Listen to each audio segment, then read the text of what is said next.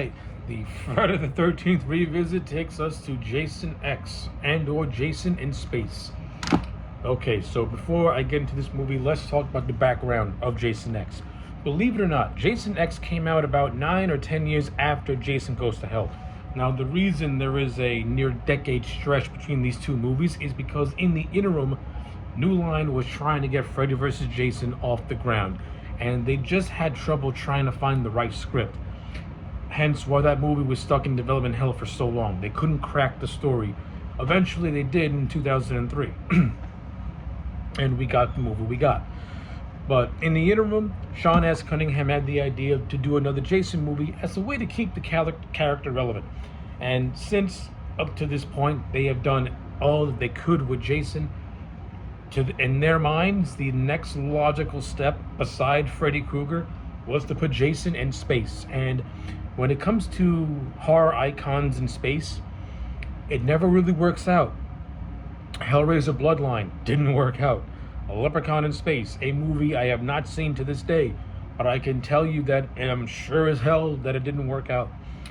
Anytime a horror movie goes to space, if it's not the initial concept of an original idea, like say Alien, it's not gonna work. But to be fair, and to the credit of Todd Farmer, who wrote this movie, and to Jim Isaac, who directed this movie, they did the best they could with the concept. And I'm not gonna lie, do I think Jason X ranks amongst one of the highlights of this series? Absolutely not. Jason X is a low point. However, do I like this movie over Jason Goes to Hell? Absolutely.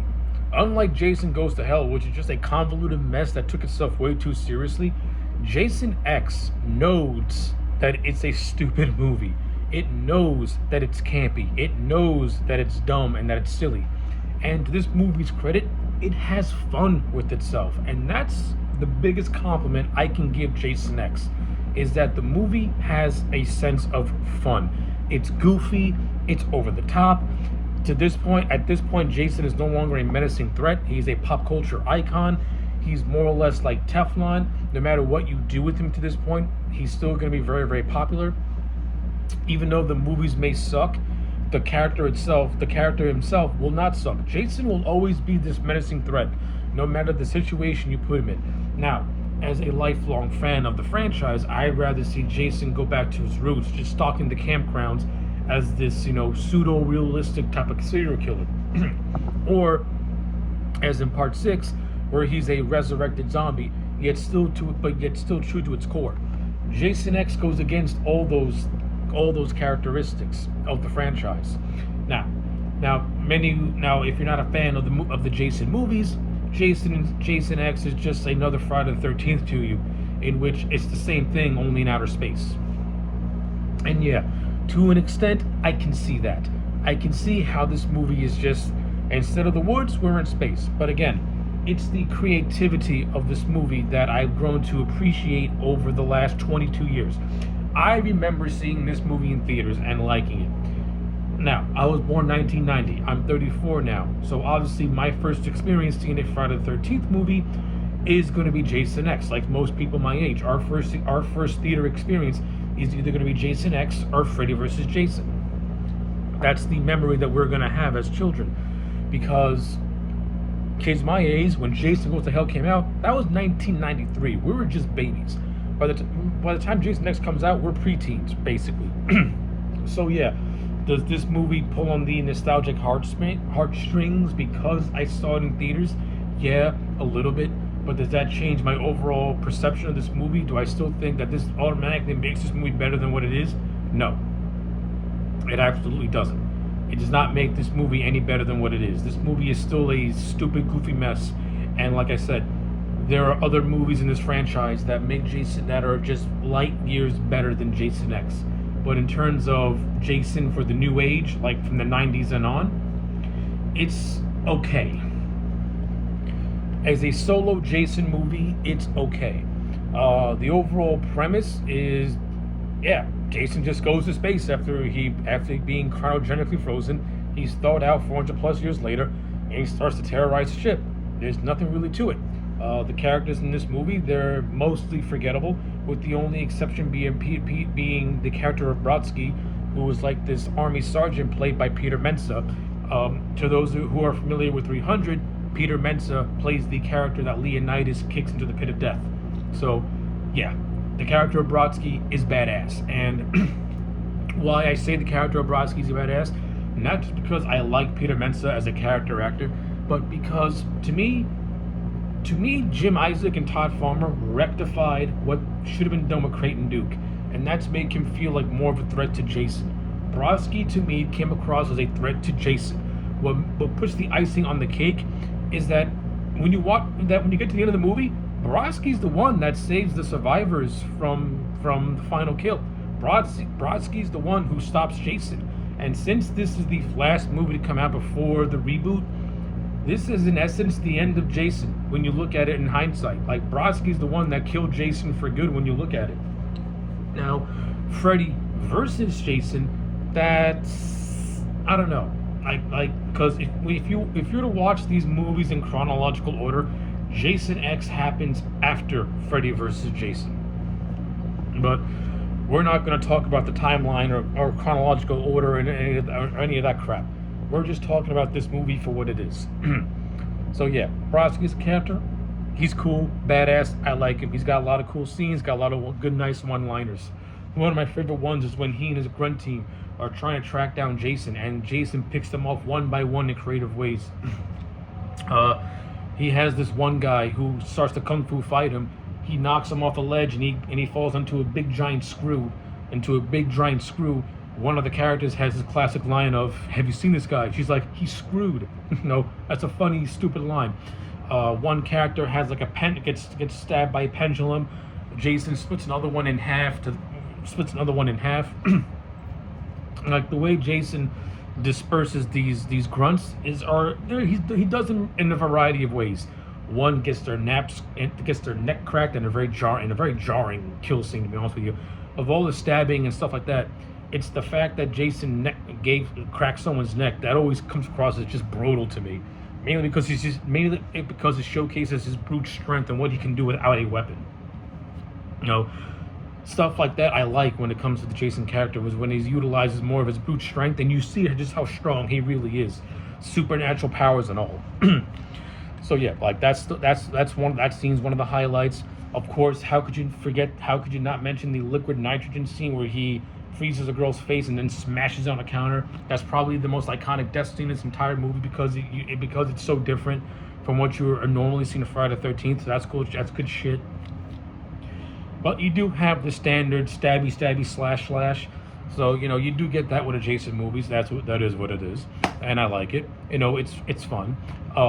In terms of the whole spaceship setting, I like the fact that it's a confined area in which there's very few places to hide, very few places to go. It makes it very confined and claustrophobic. Now, if this was a more serious movie, I think Jim Isaac, the late great Jim Isaac, could have utilized that to the film's advantage and really play with the fact that they're really stuck on the ship and there's really nowhere to go.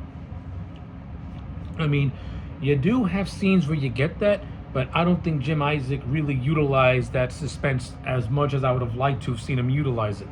Again, all this is now hindsight and things that could have been done so much better to make Jason X better than what it really was. But, you do get some fun scenes. Like, you get this scene of Todd Farmer, who makes a cameo in this movie, with this other character called Adrian. They're doing like a holographic gaming type of thing.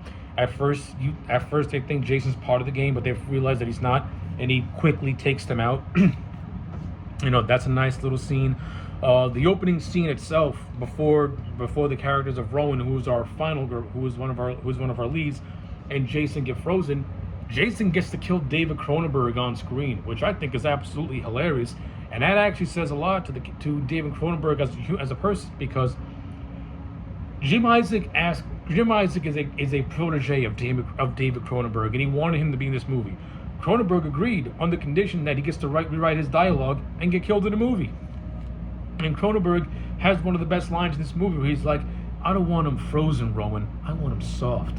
And for the brief minutes that Cronenberg's on screen, his character is so sleazy and just so money hungry that when Jason kills him off, you're very satisfied by it. And I think Cronenberg has a very satisfying death. And like I said, it's cool to see a revered director like him not take himself seriously and die on screen by the hands of Jason. You know, one of the last great things Kane Hodder did as this character before he was forced out of the role, he didn't quit being Jason. Hodder was forced out of the role, was to kill David Cronenberg on screen. That's a lot of fun. That's actually pretty cool.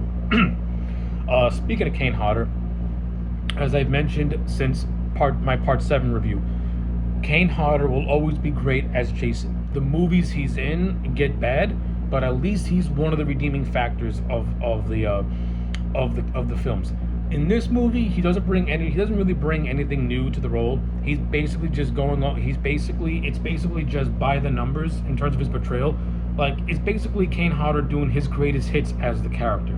And even though he's not bringing any new elements to it, it's still fun to see. He still has the body language down pat. He comes across as menacing. He comes across as brute force. He comes across as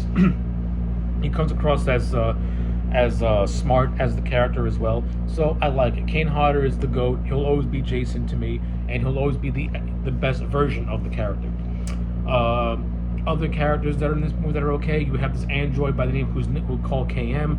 She more or less is described as a love bot by one of the other characters named Janessa. KM was created by the other character named Soren.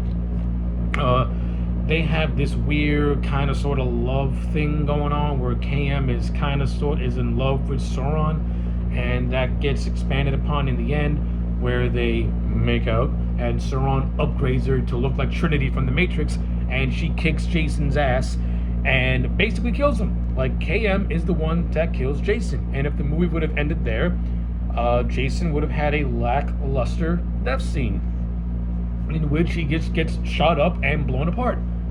But luckily, since we're in the future, they have these things called nano ants which repair damaged tissue. This is how the character of Rowan was brought back to life, and this is how Jason's brought back to life. And this is where we get Uber Jason, in which is one of the most badass things one of the Jason's most badass looks is the Uber Jason look. It looks fucking just awesome. It looks like something pulled right out of Mad Max. It's a combination of Lord Humongous meets Darth Vader, and it looks absolutely sick. Not enough screen time for Uber Jason. You know, more or less, this upgraded version of Jason comes in the last 20 to 15 minutes. It would have been better if this version of Jason came to us in the second act of the movie and not the third act of the movie. Uber Jason needed more screen time, and like I said, everything about the Uber Jason character looks absolutely fantastic. I love it. But what else? I don't really think I have anything else left to say about Jason X. Like I said, the characters are okay.